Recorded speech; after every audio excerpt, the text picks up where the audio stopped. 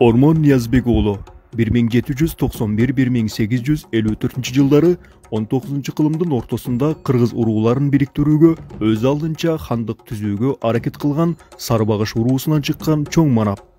Жалган башы азыркы Токмок шаары деген жерде туулган.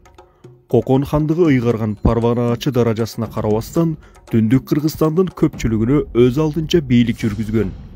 1841 жылдары Сарбагыш, Бугу, Саяк, Солто, Саруу, Кушчу, Черик төөлдөрү Ысык көлдүн батыш жагындагы Кызыл Токой деген жерде жыйын чакырып, ормонду ак кийизге салып хан көтөрүшкөн.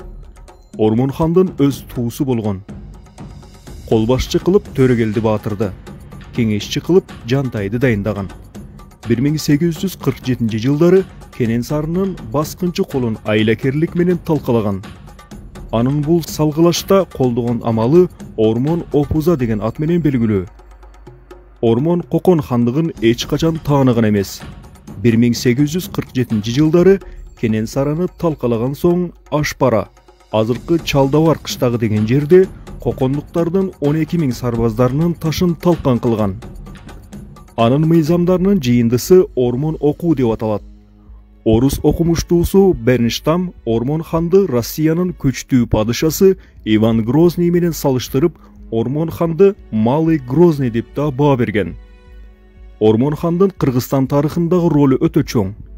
Эстелиги Бишкек шаарында орнотулган. Ормон хандын өмүрү жана ишмердиги Токтоналиевдин Хан Ормон тарыхый романында баяндалат.